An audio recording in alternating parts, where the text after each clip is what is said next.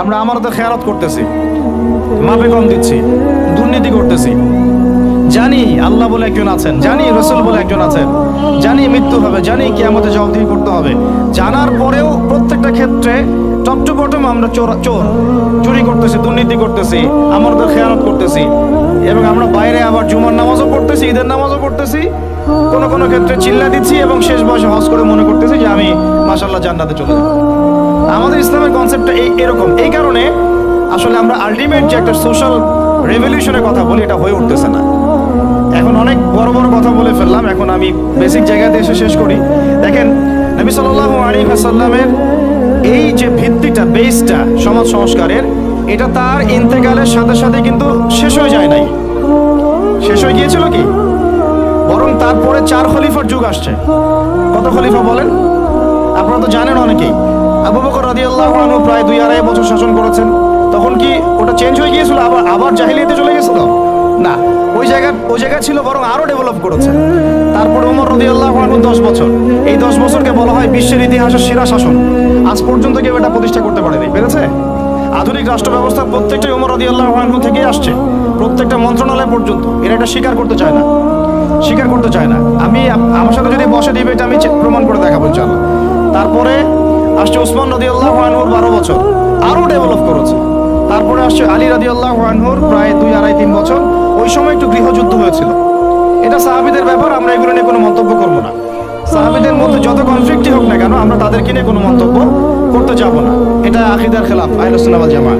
তো 4 খলিফার 30 বছরে ইসলাম আরো আগায় গেছে, পিছায় নাই, কিন্তু এক পাও পিছায় নাই, আলহামদুলিল্লাহ। এরপরে কি ইসলাম থেমে গেছে? না। এরপর আসছে উমাইয়াদের শাসন। উমাইয়ারা 97 বছর শাসন করছে ওই প্ল্যাটফর্মের উপর দাঁড়াই। তারপরে শাসন করছে আব্বাসীয়রা প্রায় 550 বছর ওই প্ল্যাটফর্মের উপর দাঁড়াই। বরং আব্বাসীয়দের সময় আপনারা জানেন, ওই যে খলিফা আল মামুনের নাম শুনেছেন না? খলিফা আল মামুন। তো তখন দেখা যায় যে বাইতুল হিকমা, আমরা যেটাকে বলি দ্য নলেজ অফ উইজডম, বাগদাদে প্রতিষ্ঠা করা হয়েছিল। পৃথিবীর ইতিহাসে এইরকম সমৃদ্ধ বিশ্ববিদ্যালয় লাইব্রেরি কখনো হয় নাই, যেটা 1258 সালে এই তাতার মঙ্গলরা এসে ধ্বংস করেছিল। ওখানে প্রায় 6 লক্ষ কিতাব ছিল। ওই 6 লক্ষ কিতাবকে তারা পুড়িয়েছে, এই ইউফ্রেটিস নদীতে ফেলে দিয়েছে। ওই কিতাবগুলো এখনো পাওয়া যায় নাই। না জানি এই কিতাবে কি কি জ্ঞান ছিল, আমরা জানিও না। কিতাব এগুলো এখনো আনা হয়নি, পাওয়া যায়নি। আর ওরা আমাদের সভ্যতা ধ্বংস করে দিয়েছিল। এই যে মঙ্গলরা, তাতারিরা, হালাকু খায়, চেঙ্গিস খানের বংশধর যারা, এগুলো হয়েছে হিস্ট্রিতে। ওই জ্ঞানতাত্ত্বিক রেভলিউশনের উপর দাঁড়াই, ইকরা বিসমি রাব্বিকাল্লাযী খালাক, ওর উপর দাঁড়াই এই যে আমাদের খলিফারা শাসন করেছেন এভাবে। তারপরে আসছে মামলুকরা। মামলুকদের হাতে আবার এই যে আপনার এই যে কি যুদ্ধটার নাম, যেটা ইয়াদের সাথে হয়েছে, এই মঙ্গলদের সাথে, আইন জালুত, এটার নাম হচ্ছে আইন জালুতের যুদ্ধ। এই যুদ্ধে আবার মঙ্গলরা পরাজিত হয়েছে, তখন মঙ্গলদের দাপটটা কমে যায়। তারপরে আবার শাসন করেছে আইয়ুবীরা। আইয়ুবীদের মধ্যে আছে সালাহউদ্দিন আইয়ুবীর নাম শুনেছেন, যার হাতে বাইতুল মুকাদ্দাস জয় হয়েছিল। তারপরে শাসন করেছে এদিকে ফাতেমিরা, মোগলরা করেছে। তারপর ওইদিকে কর্ডোবার দিকে আন্দালুসিয়ায় মুসলিমরা শাসন করেছে, এইদিকে আবার উসমানীয়রা শাসন করেছে। এইভাবে প্রায় 1250 বছর পুরো মুসলমানরা বিশ্বে শাসন করেছে ওই জ্ঞানতাত্ত্বিক বিপ্লবের উপর দাঁড়ায়। তারা জাহিলিয়াতে ফিরে যায় নাই।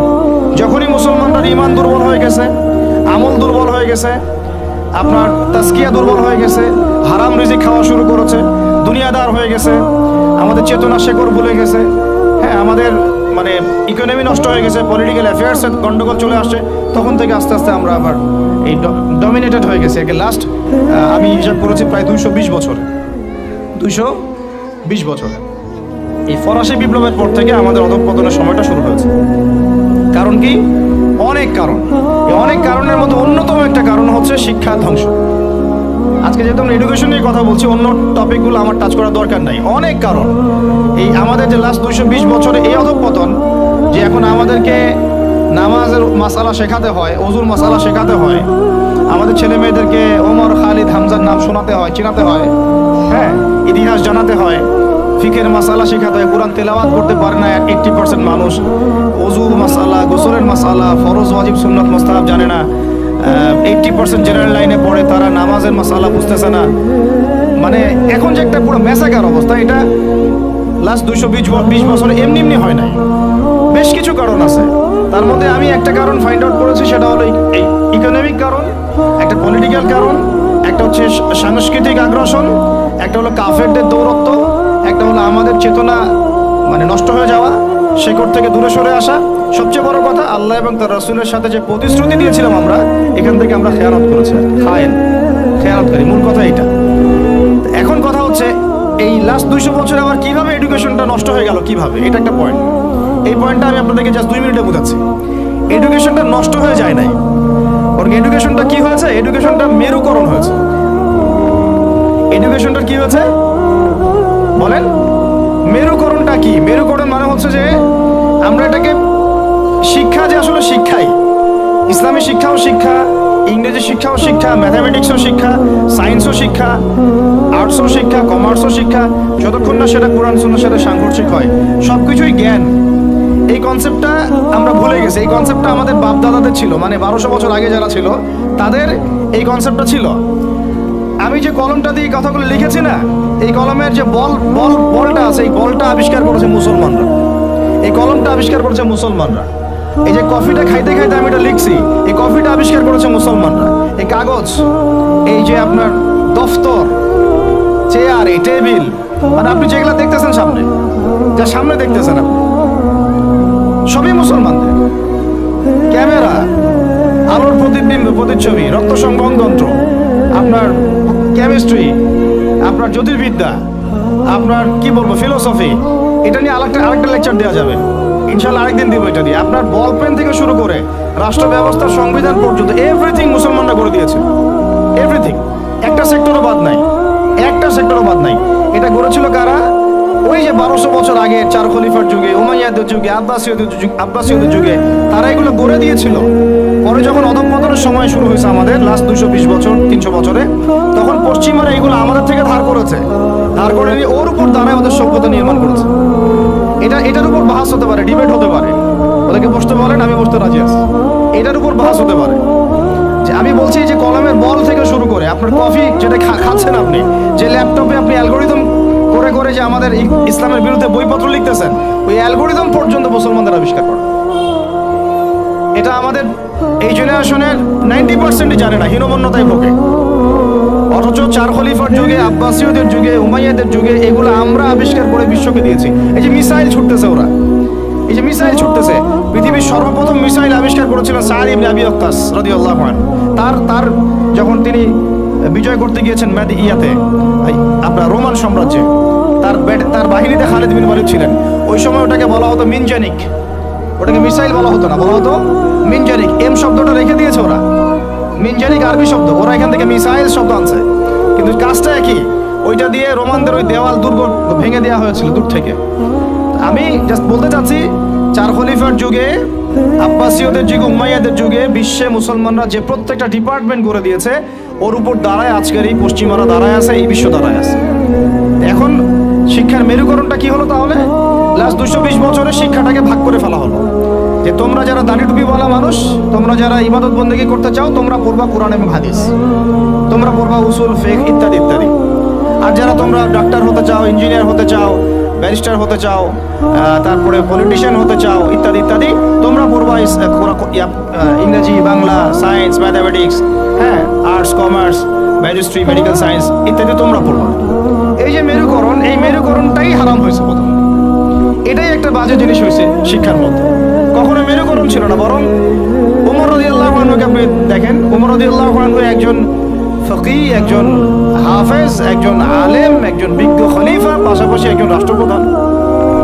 এবার আমাদের এগুলো বললে তো ওনারা রাগ করে। আমি তো খোলামেলা ওনাদের সাথে কথা বলি এখন, যে আপনাদের মধ্যে একজন ব্যক্তিকে জুমার খুতবা দিতে পাঠান দেখি, ইয়াতে মেম্বরে 360 জন এমপি একজনকে পাঠান যে জুমার খুতবা দিতে পারো। দাঁড়ায় বলবে ইন্নাল হামদুলিল্লাহ নাহমাদুহু ওয়া নাস্তাঈনুহু মান ইয়াহদিহিল্লাহু ফালা মুদিল্লা লাহু ওয়া মান ইউদ্লিল ফালা হাদিয়া। আরবি দিয়ে জাস্ট 5টা মিনিট আপনি খুতবা দিবেন, জুমার খুতবা, এজ এ রাষ্ট্রপ্রধান। দেখেন পারেন নাকি? 1200 বছর যিনি খলিফা তিনি খুতবা দিয়েছেন, তিনি ছিলেন ফকিহ, তিনি ছিলেন আলেম, তিনি ছিলেন বিজ্ঞ পণ্ডিত, তিনি হাফেজ। এই 1250 বছরে যিনি ফিলোসফার, তিনি এদিকে আবার মুহাদ্দিস, যিনি মেডিকেল সায়েন্সের দক্ষ, তিনি আবার এদিকে হাফেজ, সেখানে কারি, সেখানে আলেম। এই শিক্ষার বিভক্তিটা আমাদের মধ্যে ছিল না। সেকুলার কনসেপ্টগুলো যখন আসছে এই লাস্ট 200-300 বছরে, তখন থেকে আস্তে আস্তে শিক্ষাটাকে এইভাবে ভাগ করে আমরা একাকার করে ফেললাম। এখন একজন মসজিদের ইমাম সাহেবকে আপনি যদি জিজ্ঞাসা করেন যে সিরিয়ার রাজধানীর নাম কি, বলতে পারবে না অনেকেই। অর্থনীতির এটা কি, বিটকয়েন কি জিনিস, ও বলবে এটা আবার কি জিনিস। ক্রিপ্টোকারেন্সি কি, বলবে এটার নাম তো জীবনে শুনি নাই, অথচ এটা ইকোনমিক্সের একটা বেসিক জিনিস। ইনফ্লেশন কি দেখবেন অনেকেই বলতে পারতেছে না, কিন্তু সে দাওরাত হাদিস পাস করেছে, ইফতা দিয়েছে, তাখাসসুস করেছে। তাহলে শিক্ষাটাকে আমরা এভাবে ভাগ করে ফেললাম। এদিকে আবার যারা জেনারেল লাইন আমরা পড়েছি, ধরেন জিজ্ঞাসা করেন যে ফরজ গোসল কেমন করে করতে হয়, সবাই ফরজ গোসল করি, কিন্তু আমরা যারা ম্যাচিউরড এবং ম্যারিড অনেকেই মাসালা ভুল আছে। অনেকেই পর্দা করে, পর্দার ফরজগুলো বলতে পারবে না। নামাজ, সবাই নামাজ পড়ে, নামাজের আরকান আহকামগুলো বলতে পারতেছে না। আমাদের এই যে ইয়াং জেনারেশন যারা স্কুলে, কলেজ, ইউনিভার্সিটিতে পড়েন, আপনি সবাইকে ধরে ওজুর খালি 4টা ফরজ জিজ্ঞাসা করেন, ওজু 4 ফরজ কি বলো দেখি, দেখুন বলতে পারতেছে না।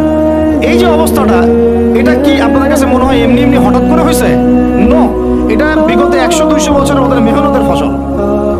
আর আপনারা কি চাচ্ছেন এটা একদিনে একটা স্কুল দিয়ে চেঞ্জ করতে? মোটেই পসিবল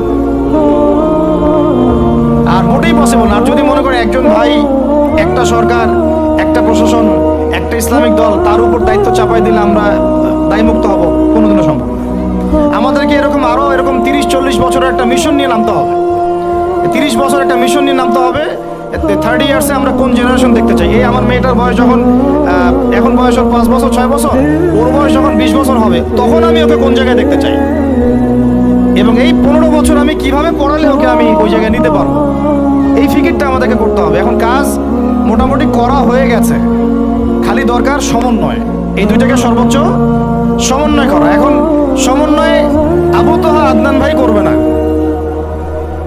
সমন্বয়ে মিজানুর রহমান আজহারি ভাই করবে না, সমন্বয় বাংলাদেশের শিক্ষামন্ত্রীর দিকে তাকায় থেকে লাভ নাই, সমন্বয় অমুক হুজুর তমুক দল তারা করবে না। সমন্বয়ের দায়িত্ব আপনার সবার, আপনাদের সবার। কারণ সন্তান তো আপনার ফিকির কি, আপনার চিন্তা কি। আমরা সবাই রেডিমেড পাইলে সেখানে গিয়ে একটা জিনিসকে মানে নার্সিং করতে চাই, যে ওরা করুক তারপরে গিয়ে আমি জয়েন হব না। এই চিন্তাটাই ত্যাগ করতে হবে। আপনাদেরকেই তৈরি করতে হবে প্ল্যাটফর্ম, আপনাদেরকে প্ল্যাটফর্ম তৈরি করতে হবে। আমি খোলামেলা কথা বলতেছি, আপনাদেরকে জায়গা দিতে হবে রংপুরে। যদি রংপুরে চান যে এরকম কোনো স্কুল না, এটা তো স্কুল একটা বিগিনিং, প্লে থেকে 5 পর্যন্ত। ওরা মাস্টার্স পড়বে না, মাস্টার্স পরীক্ষা দিবে না, ওই পর্যন্ত তো আরো 15 বছর বাকি আছে। এই 15 বছরে তো এই লাইনে গেলে ওকে জানোয়ার বানাই দিবে। এই 15 বছর যদি এই লাইনে যায়, দেখা এমন হতে পারে ও সমকামী হয়ে গেছে। ও কয়দিন পরে এসে একটা ছেলেকে বিয়ে করে এসে বলবে যে ও তো মনে মনে মেয়ে, তাই বিয়ে করছি। তখন আপনি মুখ দেখাবেন কিভাবে? এমন তো হইতেই পারে। অস্বাভাবিক কিছু না, এগুলো হচ্ছে তো এখন। তো এখন আমি খোলামেলা কথা বলতেছি যে এই দায়িত্বটা আমার বা আমাদের একার নয়। ভুল ধরা যাবে অনেক, আমাদের সীমাবদ্ধতার শেষ নাই, ভুলের কোনো শেষ নাই, স্বীকার করতেছি। এরা চেষ্টা করতেছে, কিন্তু আমি জানি চেষ্টাটা মানে প্রয়োজনের তুলনায় নিতান্তই কম। আমাদেরকে সবাই মিলে চেষ্টা করতে হবে। আগে দরকার জায়গা। যদি আপনার জায়গা থাকে বা আপনাদের যদি জায়গা থাকে, আগে আপনারা জায়গা দেন রংপুর শহরে। কারণ আমরা চাই না যে কোনো জায়গায় কারো বাসায় ভাড়া নিয়ে আমাকে প্রতিষ্ঠান করতে হয়, এটা আমি চাই না। এটা আমরা কেন করবো এটা? আমরা যদি আমাদের বাচ্চাদের ফিউচারের জন্য উদ্বিগ্ন থাকি, তাহলে আপনারও তো উদ্বিগ্ন হওয়া উচিত। আপনার যদি 100% জমি থাকে, 10% দিয়ে দেন, 20% দিয়ে দেন, 50% ওয়াকফ করে দেন। এটা আপনার কিয়ামতের জন্য, কিয়ামতের মাঠ পর্যন্ত জারিয়া হয়ে থাকবে ইনশাআল্লাহ। এটা তো আমার দায়িত্ব না, এটা আপনারও দায়িত্ব। আপনার যদি ব্যালেন্স থাকে, আপনি এখানে কন্ট্রিবিউট করেন, বিল্ডিং নির্মাণ আপনি করেন। আমার কাছে বলেন ভাই আপনি কি দিতে পারবেন, আমি আপনাকে পুরো সিলেবাস করে দিতে পারবো ইনশাআল্লাহ। এখন প্লে থেকে নিয়ে মাস্টার্স পর্যন্ত। আমি কিন্তু এমনি কথাগুলো বলি নাই।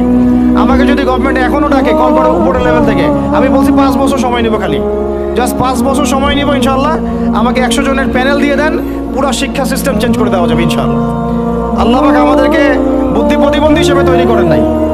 যারা আছে এদের মাথায় কি আছে, এরা কি পাস করে আসছে, এটা আমরা খুব ভালো করে জানি। কিন্তু আমরা অন্যকে আন্ডারস্টিমেট করতে চাচ্ছি না। আমাদের নিজেদের উপর কনফিডেন্স আছে আমাদের। এটাকে চেঞ্জ করা খুবই সম্ভব, ভেরি মাচ পসিবল। এই ক্লাস 5 পর্যন্ত বাচ্চাদেরকে যদি আমরা এভাবে গড়ে তুলতে পারি, আস্তে আস্তে পর্যায়ক্রমে 8, 9, 10 এভাবে গিয়ে আমরা ইনশাল্লাহ মাস্টার্স পর্যন্ত যেতে পারবো ইনশাল্লাহ।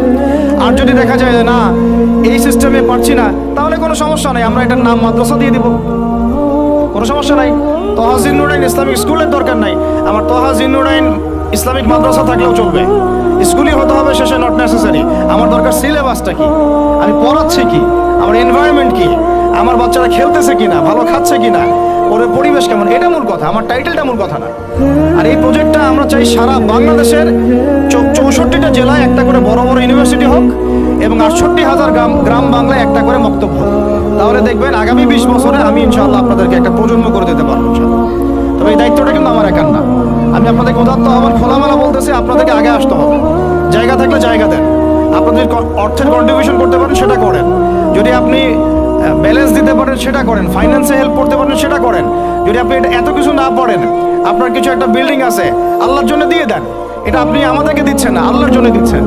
আপনি যদি এটাও না পারেন, অন্তত তাহাজ্জুদে আমাদের জন্য দোয়া করেন, অন্তত দোয়া করেন, অথবা বুদ্ধি দেন, পরামর্শ দেন, বা ধৈর্য ধরে সবর করে আমাদের সাথে থাকেন, থেকে 10টা বছর ওয়েট করেন, দেখেন কি হয়।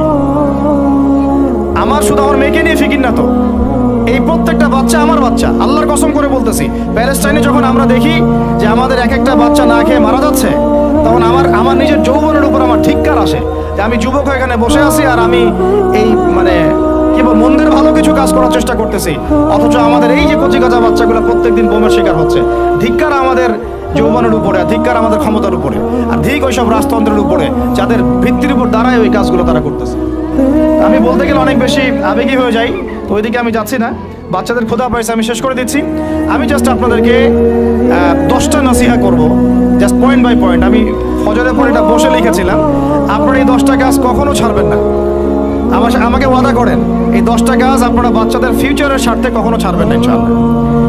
আমার 1 মিনিট শেষ করে দিচ্ছি। আমার আহ্বান আপনাদের প্রতি একটাই, যে দায়িত্ব এটা আমাদের একার না। ইসলামিক স্কুল করা চারটাখানি কথা না। আমরা এমন একটা সমাজে বাস করি, ভালো কিছু দেখলেই বিভিন্ন লকব লাগায় দেওয়া শুরু করি। কালকে যদি আমাকে একটা লকব লাগায় দেয়, আপনি তো কিছু করতেও পারবেন না। অতএব এই কাজটা আমার একার নয়, এই কাজটা আমাদের সবার। ভালো কিছু দেখলেই আমরা ট্যাগ লাগানো শুরু করি। আর আমাদের ভিতরে যে শত্রুটা আছে, এরা থাকলে বাইরের শত্রুর দরকারই নাই। আর খোলামেলা কি বলবো আপনাদের, ইসলামিক স্কুল করাটা মূল উদ্দেশ্য না আমাদের। আমাদের উদ্দেশ্য হচ্ছে ইসলামিক ইউনিভার্সিটি করা, প্রত্যেক জেলায় অন্তত একটা করে, যেখানে একটা বড় ক্যাম্পাস থাকবে, আবাসিক জায়গা থাকবে, নুরানি থেকে শুরু করে নাজেরা, হিপস, একদম দাওরা ইফতা পর্যন্ত, পাশাপাশি প্লে থেকে মাস্টার্স পর্যন্ত, এই দুটাকে কম্বাইন করা হবে ইনশাআল্লাহ। এটার জন্য আপনাদের পক্ষ থেকে আমাদের দরকার সহযোগিতা। আমি এভাবে কিন্তু কখনো এভাবে সহযোগিতা কখনো অনলাইনেও চাই না, অফলাইনে বলিনি কখনো। যতটুকু পারছি আমরা নিজেদের মতো করে করছি, বাট এটা আমার একার পক্ষে আর পসিবল না, আমাদের পক্ষে মোটেই পসিবল। আমাদের বড় জায়গা দরকার, মাঠ দরকার, এরা খেলবে, আবাসিক জায়গা দরকার, তারপরে এদের ধরেন যে ভালো ভালো টিচার আনবো, আমাকে ভালো স্যালারি দেওয়া লাগবে। আমি যদি ট্রেনার আনতে চাই, আমাকে আরো ভালো স্যালারি দিতে হবে। আমার দরকার উন্নত পরিবেশ, হাইলি রেকমেন্ডেড একটা ক্যাম্পাস। আমার দরকার স্থায়ী ক্যাম্পাস, যেটা আমাদের স্থায়ী তোহা জিন্নুরাইন অ্যারাবিক মাদ্রাসার নামে ওয়াকফ করা, যেখানে অন্য কারো হস্তক্ষেপ থাকবে না। যে আমাদেরকে বাড়ির মালিক বললে 2 দিন পর বলতে পারবে না যে কালকে ছেড়ে দেন বাড়ি, পরশুদিন ছেড়ে দেন বাড়ি, মানে মগের মূল্য। একটা প্রতিষ্ঠান মুহূর্তের মধ্যে তো ছেড়ে দেওয়া যায় না। একটা স্বপ্ন নিয়ে আমরা দাঁড়াইছি এখানে। তো এগুলো যারা বুঝে না তাদের সাথে তো আমাদের কথা বলে লাভ নয়। যারা বুঝেন তাদের প্রতি আমার উদাত্ত আহ্বান, আপনারা আপনাদের জায়গা থেকে আগায় আসেন ইনশাআল্লাহ। এটা আমাদের জন্য না, আপনি আপনার সন্তানের জন্য, এই সমাজের জন্য, এই জাতিকে ভালো কিছু দেওয়ার জন্য একটা প্রজন্ম বিনির্মাণের স্বার্থে আপনারা আমাদের সাথে থাকবেন ইনশাআল্লাহ। এটা আমরা আশা করি আপনাদের কাছে। তো আমার 10টা নসিহত হচ্ছে, 1, যে আমাদের বাচ্চাদেরকে ওদের লক্ষ্যটাকে স্থির করাবেন, ওদের জীবনের লক্ষ্যটাকে 1 নাম্বার। ওদের জীবনের লক্ষ্য হবে জান্নাত, এবং আমাদের বরেণ্য যে মানে সিংহ পুরুষরা আছেন উম্মার, ওদেরকে চিনাই দিবেন, ওদের মতো ওদেরকে হতে বলবেন। তোমাকে হামজার মতো হতে হবে, তোমাকে খালিদের মতো হতে হবে, তোমাকে ওমর ইবনে খাত্তাবের মতো হতে হবে, তোমাকে আলী ইবনে আবি তালেবের মতো হতে হবে, তোমাকে মারিয়াম আলাইহিস সালামের মতো হতে হবে, তোমাকে আয়েশার মতো হতে হবে।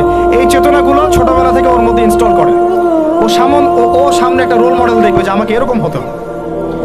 এইসব ক্যাটরিনা সব ফেলান, এগুলা টরিমনি সব ফেলান, এগুলো বাদ দেন।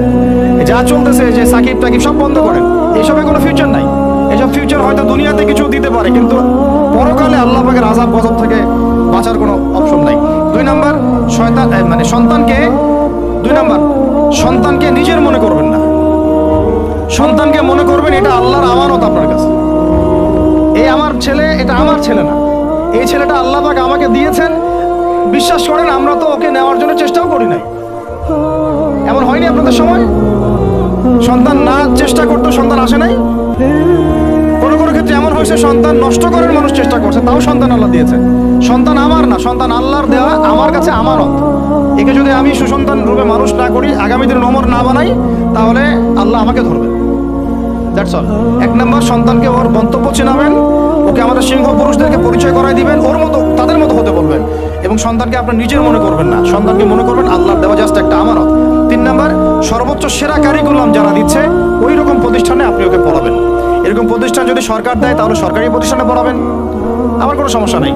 যদি না দেয় তাহলে বেসরকারি, আর যদি বেসরকারিও না থাকে তাহলে আমরা গড়ে তুলবো ইনশাআল্লাহ, ইনশাআল্লাহ তাআলা। 3 নাম্বার হচ্ছে এটা 3 নাম্বার। 4 নাম্বার আল্লাহর ওয়াস্তে, এটা আমি প্রথমে বলতে চাইছিলাম, আল্লাহর ওয়াস্তে ডিভাইসের এডিকশন থেকে বাচ্চাদেরকে বাঁচান।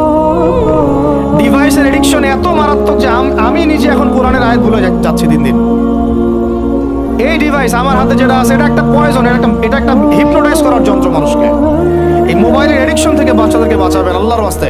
যদি আপনি বাচ্চাকে হাফেজ বানাতে চান, আলেম বানাতে চান, কারি বানাতে চান, মুহাদ্দিসা বানাতে চান, এটা হাতে থাকলে আপনি পারবেন না। এটাতে এডিকশন হয়ে এডিক্টেড হয়ে গেলে আপনি কোনোভাবেই বাচ্চাকে মেমোরি ধরে রাখতে পারবেন না। বহু হাফেজে কোরআন ভুলে গেছে দিন দিন এটার কারণে। এটার মধ্যে অ্যাডাল্ট্রি অনেক কিছু আছে, ওরা এগুলো বোঝে, ওরা এগুলো এখন বোঝে, কিন্তু ওরা ছোট নাই এখন। এগুলো একটা কার্টুন দেখতে গিয়ে ওরা 10টা দেখে ফেলবে, আজে বাজে জিনিস দেখে ফেলবে। এটার মানে ব্যবহারটাকে নিয়ন্ত্রণ করেন, ডিভাইস এডিকশনটা বন্ধ করেন, আল্লাহ পাক তৌফিক দান করেন, আমিন। 5 নাম্বার হচ্ছে ম্যানুফ্যাকচার্ড কোনো খাবার বাচ্চাদেরকে খাওয়াবেন না। ফিজিক্যালি ওদেরকে ফিট রাখার চেষ্টা করবেন। ম্যানুফ্যাকচার্ড খাবার মানে একটু আগে দেখলাম যে বাইরের খাবারগুলো এটা খাচ্ছে, চিপস টিপস ইত্যাদি, এগুলা ওর হজম শক্তি নষ্ট করবে, ফিজিক্যাল স্ট্রেংথ নষ্ট করবে, ওর মেমোরি শার্প হতে দিবে না। ওকে ভিতর থেকে ওই যে একটা শব্দ একটু আগে বলেছে এক ভাই যে ব্রয়লার মুরগি বানাই দিবে, আসলেই তাই বানাই দিবে। আমরা ঢাকা শহরে যখন থাকি, ছেলেমেয়েদের 15 বছরের ছেলের ভুঁড়ি দেখলে আমাদের মনে হয় যে কি একটা অবস্থা। ফাস্টফুড, পিৎজা, বার্গার, কফি, এইগুলাই ওদের জীবন। তো এইরকম হইলে এই ছেলে পেলেগুলো না ফিজিক্যালি স্ট্রং থাকতে পারবে না মেন্টালি। আর মনে রাখবেন কোরআনে আল্লাহর কিতাবের মধ্যে আল্লাহ পাক নেতৃত্ব দেওয়ার 2টা গুণাবলী বলেছেন। কয়টা বলেন? মাত্র 2টা। নেতৃত্ব দেওয়ার জন্য ওই রকম জায়গায় যেতে হলে 2টা গুণাবলী এনশিওর করতে হয়। একটা হচ্ছে ফিজিক্যাল স্ট্রেংথ, একটা হচ্ছে ইলমের স্ট্রেংথ। বাসতাতাম ফিল জিসমি ওয়াল ইলম আও বাসতাতাম ফিল ইলমি ওয়াল জিসম, মানে জ্ঞানে এবং দৈহিক শক্তিতে বলিয়ান হওয়া। ছোটবেলা থেকে খাবারে যদি আপনারা সচেতন না হন, এই বাচ্চারা বড় হয়ে দেখবে যে 15, 20, 30 বছরেই ভেঙে পড়ে গেছে। আমরা এটা চাই না। বিশুদ্ধ খাবার এবং ম্যানুফ্যাকচার্ড খাবার ত্যাগ করা, বাইরের খাবার বন্ধ, এবং যে রুট লেভেল থেকে ভালো খাবার এনে ওদেরকে খাওয়াবেন। পরিষ্কার পরিচ্ছন্নতাকে সর্বোচ্চ গুরুত্ব দিবেন, নিট অ্যান্ড ক্লিন থাকবে আর কি। আমার সাথে আমার পরিবারের যে মাঝে মাঝে যে একটু মিষ্টি ঝগড়া হয়, আমার একটা জিনিস নিয়ে ঝগড়া হয় যে বাচ্চারা পরিষ্কার না কেন, ঝকঝকা না কেন, একদম সবসময় ঝকঝকা থাকবে। না হলে এই যে হাত দিয়ে এটা ধরতেছে, পেটে হাত দিয়ে মুখে হাত দিবে, পেটটা নষ্ট হয়ে যাবে। বাচ্চাদের হাইজেনিক পরিবেশ দিতে হবে, আল্লাহ পাক তৌফিক দান করেন। এটা হলো 5। 6 নাম্বার হচ্ছে নিয়মিত ওদেরকে খেলতে দিবেন। এটা আমি নিজে লিখেছি, কারণ ছোটবেলায় আমরা অনেক খেলাধুলা করেছি। আমি একটু বুঝাই জাস্ট 1 মিনিটে। যত বেশি খেলবে তত সোয়েট হবে, মানে ঘামবে। যত ঘামবে তত ক্লান্ত হবে, যত ক্লান্ত হবে ঘামবে তত কোলেস্টেরল কমে যাবে, ব্লাড সার্কুলেশনটা খুব ভালো হবে। তারপরে যত খেলবে ও টায়ার্ড হবে, তখন ও খাবে বেশি, মানে ভালো জিনিস খাবে বেশি, রুচি বাড়বে। যত ভালো খাবে ঘুম তত ক্লিয়ার হবে, ঘুম যত ক্লিয়ার হবে ওর ব্রেন তত শার্প হবে, ব্রেন যত শার্প হবে ও অল্প সময়ে যা পড়তে পারবে, যা মুখস্থ করতে পারবে, এটা 10 ঘন্টায় আপনি পারবেন। বিশ্বাস করেন, আমি আমার স্টুডেন্ট লাইফে কোনোদিনও মনে হয় 2 থেকে 3 ঘন্টার বেশি পড়ি নাই, কোনোদিনও না, কোনো পরীক্ষার আগেও না। এসএসসি, এইচএসসি, ইন্টার, মাস্টার্স, কোনো পরীক্ষার আগেও না। আমার তো মনে আছে যে আমি ওই ইন্টারমিডিয়েট পরীক্ষার আগে আমরা ভিডিও গেম খেলতে গেছিলাম মোস্তফা, মনে আছে আপনাদের? ওই যে কাচারি বাজারে, এই যে কাচারি বাজারে আগে এখানে একটা গেমিং জোন ছিল, আপনাদের অনেকে মনে আছে যারা আমার এজের আছেন, মনে নেই আপনাদের? হ্যাঁ, ভাই জানেন তো, বাক্সের মধ্যে থাকতো, হ্যান্ডেল থাকতো। কালকে পরীক্ষা বলছে, পরীক্ষা দূর, কিসের পরীক্ষা, আমার ইংরেজি আগে পড়া আছে, আমার পড়া লাগবে না, এত কনফিডেন্স, বিকজ 1 ঘন্টা পড়ছি আমার হয়ে গেছে। তো এই হলো অবস্থা। মানে বাচ্চাকে খেলতে দিতে হবে, খেলতে দিলে ওর ব্রেন ডেভেলপমেন্টে অনেক কাজে দিবে, ক্ষুধা বাড়বে, ঘুম ভালো হবে, ইনশাআল্লাহ তাআলা ওরা পড়া দ্রুত মনে রাখতে পারবে ইনশাআল্লাহ তাআলা। 7 নাম্বার হচ্ছে ভাই, এটা আমাদের ভাই বোনদের জন্য, যে পারিবারিক বন্ধনটা ভালো রাখেন। যে পরিবারে হাজব্যান্ড ওয়াইফের বন্ধন ভালো না, ওই পরিবারে ভালো সন্তান গড়ে উঠবে না। ওর অনেক কিন্তু দেখবেন যে মানে মেন্টালি অনেক ডিপ্রেসড হয়ে যাবে। পারিবারিক বন্ডিংটা খুব ইম্পর্টেন্ট। এই জন্য আমরা দোয়া করি আল্লাহ পাক যেন সবার মধ্যে পারিবারিক বন্ডিংটা ভালো রাখেন এবং পারিবারিক কলহ থেকে আল্লাহ পাক আপনাদেরকে হেফাজত করেন, আমিন। আর অ্যাটলিস্ট বাচ্চাদের সামনে এগুলো করবেন না। যদি ঝগড়া হয় বা কথা কাটাকাটি হয়, অ্যাটলিস্ট বাচ্চাদের সামনে করবেন না। এগুলো বাচ্চাদের শিশু মনে অনেক প্রভাব ফেলে, অনেক প্রভাব ফেলে। আপনারা ওমর রাদিয়াল্লাহু আনহুর ঘটনা জানেন তো? উনি এত কঠোর কেন জানেন? আপনারা যে বলেন উনি কঠোর মানুষ ছিলেন, কেন জানেন? উনার বাবা তাকে ছোটবেলায় কঠিন শাসন করতেন, কঠিন শাসন। ঠিক আমি এরকম একটা পরিবেশে বড় হয়েছি। যারা খুব কঠিন শাসনে বড় হয় তারা হয় দুরকম হবে। হয় তারা নষ্ট হয়ে যাবে, অথবা তারা উম্মাকে নেতৃত্ব দিবে। দুটার একটা। হয় তারা খুব মানে মেন্টালি খুব ডিপ্রেসড হয়ে যাবে, অথবা দেখা যাবে যে তারা কঠোরতার কারণে ওরা দেখবেন ইনশাআল্লাহ ইসলামকে নেতৃত্ব দিচ্ছে বা আল্লাহর বিধানের উপর কঠোর হয়ে গেছে। তো আপনারা পরিবারের মধ্যে একটা হৃদ্যতার বন্ধন রাখবেন, যাতে করে পারিবারিক বন্ধন ঠিক থাকে। বাচ্চাদের সামনে অ্যাটলিস্ট কোনো রকম কোলাহল বা ঝগড়াঝাটি বা গায়ে হাত তোলা বা যে সমস্যাগুলো আমাদের সমাজে হচ্ছে, এগুলো যেন কখনো না হয়। আল্লাহ পাক যেন আপনাদের পরিবারের বন্ধনটাকে সুন্দর রাখেন, আমিন। আর 8 নম্বরটা হচ্ছে বাবাদেরকে বলছি আমি, যে বাবাদের উচিত হবে মাদের দায়িত্ব না শুধু সন্তানদেরকে সময় দেয়া, বাবাদেরকে সন্তানদেরকে সময় দিতে হবে।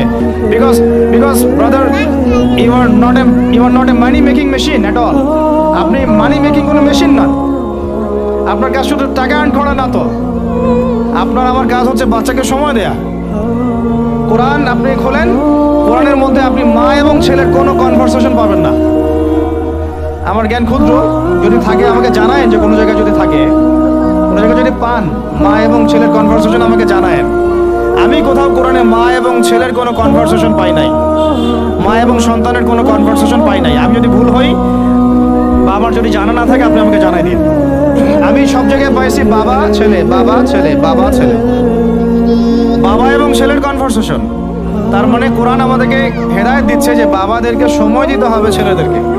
ইউসুফ তার বাবার সাথে কথা বলছেন, ইউসুফের বাবা তার ছেলের সাথে কথা বলছেন, লুকমান আলাইহিস সালাম তার ছেলেকে নসিহত করছেন, ইব্রাহিম আলাইহিস সালাম তার ছেলেকে বলছেন আমি তোমাকে জবাই করার স্বপ্ন দেখেছি। মা ছেলের কনভারসেশন খুব পাওয়া যায় না। আমি জানি না, কোনো জায়গায় থাকতে পারে, থাকলে আমাকে জানায়েন, কিন্তু আমি পাইনি কখনো। তো বাবাদেরকে বলবো আপনি সন্তানকে সময় দেন, because you are not a money making machine at all. আপনি কোনো মানি মেকিং মেশিন নন। এটা হলো 8 দুটো বলে শেষ করতেছি। 9 নম্বর হচ্ছে সন্তানকে চাপ দিবেন না, চাপ দিয়ে ওকে জোর করে কোনো কাঠামো দেওয়ার চেষ্টা করবেন না। বরং আপনি খুঁজে বের করেন আপনার সন্তানের মধ্যে ইউনিক প্রতিভা কি আছে। এই মেয়েটার মধ্যে হয়তো একটা প্রতিভা আছে যেটা আমার মেয়ের মধ্যে নাই, এর মধ্যে একটা প্রতিভা আছে ইউনিক যেটা ওর মধ্যে নাই, ওই ছেলেটার মধ্যে একটা প্রতিভা আছে যেটা আবার এই মেয়ের মধ্যে নাই। আপনি কখনো কারোর সাথে কারো তুলনা করবেন না। তুমি মারিয়ামের মতো ফার্স্ট হতে পারো নাই কেন, তুমি ওই সুমাইয়ার মতো সেকেন্ড কেন হলো না, তুমি ওই আব্দুল্লাহর মতো কেন ফার্স্ট হলো না, কখনো এরকম তুলনা করবেন না। এগুলো করলে ছেলেরা ভিতর থেকে, মেয়েরা ভিতর থেকে খুব ডিপ্রেসড হয়ে যায়, আত্মবিশ্বাস হারায় ফেলে। ওরা মানে মনে করে হয়তো আমার দ্বারা কিছু হবে না। বরং আপনি আর উৎসাহিত করবেন, কোনো সমস্যা নেই বাবা, কোনো সমস্যা নেই আম্মু, এবার বরং পরে আবার হবে ইনশাআল্লাহ। বরং তাদেরকে সময় দিবেন এবং খুঁজে বের করবেন যে কোন প্রতিভা আপনার মেয়ের মধ্যে, আপনার ছেলের মধ্যে আছে। কেউ দেখবেন খুব ভালো লিখতে পারে, কেউ ভালো আবৃত্তি করতে পারে, কেউ ভালো নেতৃত্ব দিতে পারে, কেউ ভালো দেখবেন যে মাশাআল্লাহ মুখস্থ করতে পারে। প্রতিভা বিচক্ষণতার সাথে ফাইন্ড আউট করতে হবে। এটা আমার কাজ বাবা হিসাবে, আপনার কাজ মা হিসাবে। আল্লাহ পাক আমাদেরকে এটা করার তৌফিক দান করেন। আমি জোর করে চাপায় দেওয়া যাবে না। আর একটা নসিহত শেষ, সেটা হলো আমরা তো 5 ওয়াক্ত নামাজ পড়বই, বাচ্চাদেরকে তো ইসলামিক পরিবেশ দিবই। আমাদের তাহাজ্জুদের ওয়াক্তে 2 রাকাত নামাজ পড়াটাকে আপনার উপর ফরজ করে নেন। তাহাজ্জুদের ওয়াক্তে অন্তত 2 রাকাত নামাজ পড়াকে আপনার আমার উপর ফরজ করে নেন। যদি ওটা ফরজ না, ফরজ করে নেন, কারণ ওই সময় দোয়া যেগুলো করা হয় আল্লাহর কাছে একদম সরাসরি কবুল হয়। আপনাদেরকে আমি একজন মনীষীর কথা খালি বলবো, ইমাম বুখারী রাহিমাহুল্লাহ, নাম শুনেছেন আপনারা? তার কিতাব কিয়ামত পর্যন্ত ইনশাআল্লাহ পড়ানো হবে, ওইটা না পড়ে কেউ আলেম হয় না, তাই না বিষয়টা? তিনি যে একসময় অন্ধ ছিলেন আপনারা কি জানেন? তিনি যে একসময় চোখে দেখতে পারতেন না আপনারা কয়জন জানেন? তার মা তাহাজ্জুদের ওয়াক্তে আল্লাহর কাছে কান্না করতে করতে করতে করতে, আল্লাহ আমার ছেলের চোখটা ভালো করে দাও, আল্লাহ আমার ছেলের দৃষ্টিশক্তি ফিরায় দাও, আল্লাহ আমার ছেলের দৃষ্টিশক্তি ফিরায় দাও। মায়ের এই দোয়া আল্লাহ পাকের আরশ পর্যন্ত পৌঁছে যায় অলৌকিকভাবে, মিরাকুলাসলি। ইমাম বুখারী রাহিমাহুল্লাহ সকালবেলা উঠে চোখে দেখা শুরু করেছে। আজকে ইমাম বুখারী কি এবং তার কিতাবের মূল্য কি, তার মর্যাদা কোথায়, তার কিতাব না পড়লে আমাদের মতো কোনো মানুষ আলেম হতে পারবে না, এটা আমরা এখন স্বতঃস্বীকৃত। কিভাবে হয়েছে ভাই বোনেরা? দোয়ার মাধ্যমে। প্রচুর দোয়া করতে হবে সন্তানদের জন্য। আমি যতবার বাইতুল্লাহ জিয়ারত করি, যতবারই জিয়ারত করেছি, তাওয়াফ করেছি, প্রত্যেক তাওয়াফে আমি সবসময় দোয়া করি আমার ছেলে মেয়েদের জন্য। আল্লাহ আমার ছেলে ওসমানকে ওসমান রাদিয়াল্লাহু আনহুর মতো বানাও, শর্টকাট দোয়া আর কি। আমার ছেলে মেয়ে মারিয়ামকে মারিয়াম আলাইহিস সালামের মতো বানায় দাও। আল্লাহ আমার মেয়ে আয়েশাকে আয়েশা রাদিয়াল্লাহু আনহার মতো বানায় দাও। আল্লাহ আমার ছেলে ওমরকে ওমর ইবনে খাত্তাবের মতো বানায় দাও। আপনারা এভাবে দোয়া করতে থাকুন। দোয়া কবুলের সময়গুলো খুঁজে খুঁজে বের করে দোয়া করতে থাকতে হবে ইনশাআল্লাহ। বাবা মার দোয়া আল্লাহ পাক ফেলবেন না ইনশাআল্লাহ। আল্লাহ পাক আমাদেরকে এই বিষয়গুলো আমল করার তৌফিক দান করেন। আর সব সময় ছেলে মেয়েদেরকে আত্মবিশ্বাস দিবেন। যত তাদেরকে কনফিডেন্স দিবেন ওরা আরো ভালো করবে। যত ধমক দিবেন এই তুই পারিস না, তোর দ্বারা হয় না, তুই কি করস, ইত্যাদি ইত্যাদি, তত দেখবেন ও আর পারতেছে না। আমি বেসিক্যালি ছোট থেকে যে বড় হয়েছি এই জিনিসটার অনেক ঘাটতিতে বড় হয়েছে, কনফিডেন্স না দেয়া। তবে সবাই সবকিছু হয় না, কিছু ব্যতিক্রম বিষয় থাকে। কিন্তু আমি যেটা রিয়েলাইজ করেছি, একটা মানুষকে যখনই কনফিডেন্স দেওয়া হয় সে অনেক ভালো করে। যখন আপনি তাকে আন্ডারএস্টিমেট করবেন সে ভালো করতে পারবে না। তাই আল্লাহর ওয়াস্তে আমাদের বাচ্চাদের উপরে চাপ না দিয়ে আত্মবিশ্বাস দিবেন, ভালোবাসবেন, মহব্বত করবেন, ওকে উৎসাহ দিবেন, দেখবেন ইনশাআল্লাহ ও আরো ভালো করতেছে ইনশাআল্লাহ। মাশাআল্লাহ তুমি তো সুন্দর লিখছো, আরেকটু ভালো করো, ভালো হয়েছে তো মাশাআল্লাহ, আরেকটু করো, সুন্দর আর্ট করছো, আরেকটু ভালো করো, মাশাআল্লাহ একবারও তো মুখস্থ করে ফেলছো, আরেকবারও পারবা ইনশাআল্লাহ। ওকে এইভাবে বুস্ট আপ করতে থাকেন ইনশাআল্লাহ তাআলা। দেখবেন এভাবে যদি একটা পরিকল্পনা মাফিক আমরা আগাই, জাস্ট 20টা বছর সবর করি যদি আমরা, আল্লাহ পাক যেন আমাদেরকে তৌফিক দান করেন, টানা 20 বছর যদি আমরা নেক হায়াতের সাথে এভাবে রাত দিন 24 ঘন্টা নিরলস দিনের কাজ করতে পারি, অ্যাটলিস্ট এডুকেশন সেক্টরে, আমাদের তো পলিটিক্যাল সেকশন নাই, ইকোনমিক সেকশন আমাদের হাতে নাই, অ্যাটলিস্ট শিক্ষা সেক্টরে যদি আমরা এভাবে কাজ করতে পারি, আগামী 20 বছরে বাংলাদেশের শিক্ষা ক্ষেত্রের হুলিয়া পরিবর্তন করে ফেলা সম্ভব ইনশাআল্লাহ। কারণ সবকিছু নতুন করে করা লাগবে না, আমরা শুধু সমন্বয় করব, পরিবেশ করব এবং আমাদের জানমাল, সময়, শ্রম, জমি জমা এগুলো ওয়াকফ করবো ইনশাআল্লাহ আল্লাহর জন্য। এবং এগুলো করলে লাভ কি হবে? ওই বিখ্যাত হাদিসটা দিয়ে শেষ করতেছি, যে নবী সাল্লাল্লাহু আলাইহি ওয়াসাল্লাম বলেছেন, ইযা মাতাল ইনসান, যখন মানুষ ইন্তেকাল করবে বা করে, ইনকাতা আনহু আমালু, তার আমল নামাটা কেটে দেওয়া হয়, বন্ধ হয়ে যায়, ইল্লা সালাস, 3টা রাস্তা খালি জারি থাকে। 1 নম্বরই হচ্ছে সাদাকায়ে জারিয়া, মানে এমন সাদাকা, এমন কন্ট্রিবিউশন যেটা আমার ইন্তেকাল, আপনার ইন্তেকালের পরেও একেবারে চলতে থাকবে, লং টাইম সাস্টেইন করতে থাকবে, এটা একটা। 2 নম্বর ওয়ালাদুন সালেহ, আমার নেককার সন্তান বা আপনার নেককার সন্তান, যে আপনার আমার জন্য কালকে আমাদের মানে পরকালে বারজাখের জীবনে আমরা যখন থাকবো তখন তারা দোয়া করতে থাকবে। আমি বলছি আমার উমরই শুধু আমার ছেলে না, আপনাদের সবার সন্তান আমার সন্তান, আপনাদের সবার মেয়ে আমার মেয়ে। আমি এভাবে কখনো চিন্তা করি না যে এই যে প্রতিষ্ঠানগুলো আমরা করতেছি বা যে প্রজেক্টগুলো আমরা নিচ্ছি হাতে, এগুলো শুধু আমার ছেলের জন্য, আমার মেয়ের জন্য, কোশ্চিন কালেও না। এদেশের প্রত্যেকটা শিশু আমার শিশু, আমার ছেলে আমার মেয়ে। এদেশের প্রত্যেকটা বোন আমার বোন, এদেশের প্রত্যেক ভাই আমার ভাই। ওইভাবে চিন্তা করে আমাদেরকে না গেলে আমরা জাতিগত পরিবর্তন আনতে পারবো। তখন আমরা স্বার্থপর হয়ে যাবো, আমার ছেলে বাঁচলেই হলো, আমার মেয়ে বাঁচলেই হলো। তখন হবে কি, আমার ছেলে আদতে বাঁচতে পারবে না, আমার মেয়েও বাঁচতে পারবে না, কারণ ফিতনা যখন সব জায়গায় ছড়ায় পড়বে আমার ঘরেও তো ঢুকবেই, স্বাভাবিক। আর শেষ নাম্বারটা হচ্ছে আল ইলম, এমন জ্ঞান ইউনতাফাউ বিহিন নাস, যে জ্ঞান দিয়ে মানুষ উপকৃত হয়। এই হলো শিক্ষা প্রজেক্টগুলো। আল্লাহ পাক এই হাদিসটার উপর আমাদের সবাইকে আমল করার তৌফিক দান করেন, আমিন। আর আমি লম্বা করছি না, আপনাদের অনেকেই ক্ষুধার্ত, আমাদের বাচ্চারা ক্ষুধার্ত। আমরা দোয়া করি আল্লাহ পাক যেন আমাদের সবাইকে পবিত্র কোরআন এবং নবীর হাদিস অনুযায়ী জীবন করার তৌফিক দান করেন।